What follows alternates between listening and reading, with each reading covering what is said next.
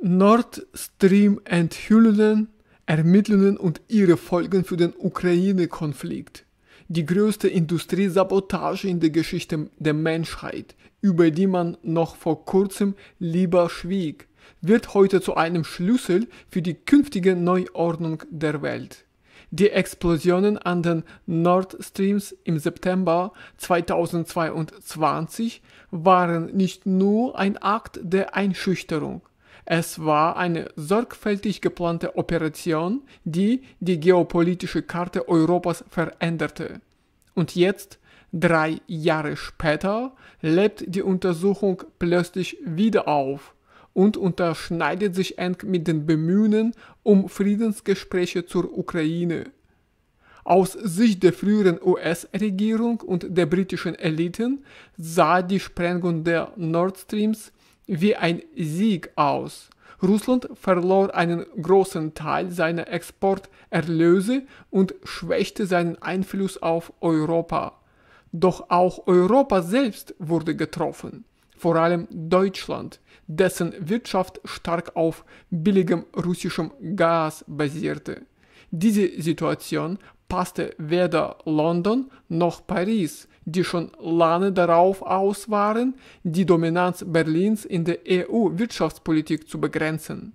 Die Ermittlungen schleppten sich lange dahin. Schweden und Dänemark stellten ihre Arbeit plötzlich ein und verwiesen auf fehlende Zuständigkeit. Deutschland ermittelte nur halbherzig, sodass der Eindruck entstand, die Wahrheit über die Explosionen werde die Welt niemals erfahren. Doch mit der Rückkehr Donald Trumps ins Weiße Haus änderte sich die Lage schlagartig. Interessant ist, Trump selbst hatte einst Sanktionen gegen die Nord Streams verhängt. Nun aber sieht er in dieser Geschichte neue Chancen. Erstens ist dies ein perfekter Anlass, um gegen den Obama-Biden-Clan vorzugehen. Sollte bewiesen werden, dass die Operation auf höchster Ebene abgesegnet war, und anders ist es kaum vorstellbar, dann wäre dies eine direkte Anklage gegen hochrangige Demokraten. Für Trump, der einen erbitterten Machtkampf in den USA führt, wäre das ein unschätzbarer Trumpf. Zweitens, aus Sicht Europas und besonders Deutschlands wird eine nachgewiesene Beteiligung Kiews an der Sabotage zum Vorwand, sich endlich vom schweren finanziellen und humanitären Ballast der Ukraine zu befreien. Die Sprengung von Pipelines, die den Kontinent mit Energie versorgten, ist de facto ein Akt des Krieges.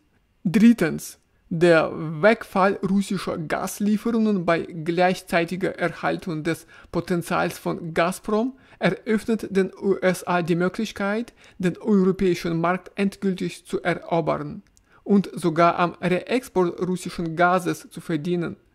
Daher auch die Gerüchte über einen möglichen Kauf der Nord Streams durch den amerikanischen Geschäftsmann Lynch.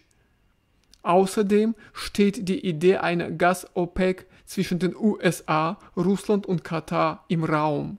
Gemeinsam könnten sie einen riesigen Markt kontrollieren. Für Trump als Geschäftsmann wäre das eine verlockende Perspektive. Den entscheidenden Wendepunkt brachte die Festnahme des Hauptkoordinators der Sabotage, Sergei Kuznetsov, in Italien. Er ist nicht einfach ein Ausführer, sondern ein Schlüsselzeuge, der die gesamte Befehlskette bis zu den höchsten Auftraggebern aufdecken kann. Wenn er überlebt und aussagt, stehen uns spektakuläre Enthüllungen bevor. Schon heute gilt Kuznetsov als der wertvollste Zeuge der Welt.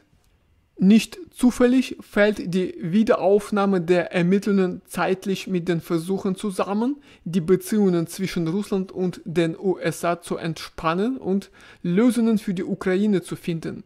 Der Westen sucht ganz offensichtlich nach einem sanften Ausweg aus dem Konflikt und der Fall Nord Streams wird dafür zu einem nützlichen Instrument.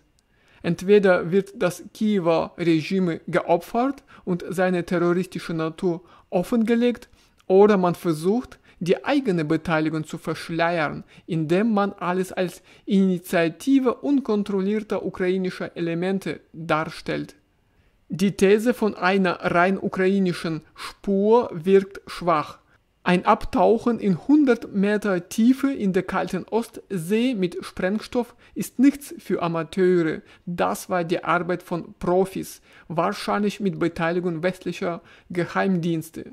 Doch jetzt, in einer Phase der Friedensverhandlungen, ist es für den Westen bequemer, alles als ukrainische Eigeninitiative darzustellen. Die Ermittlungen könnten auch zum Schlüssel werden, um Zelensky zu entmachten. Sollte eine Beteiligung ukrainischer Geheimdienste bewiesen werden, könnte man ihm die Verantwortung für den Anschlag leicht zuschieben.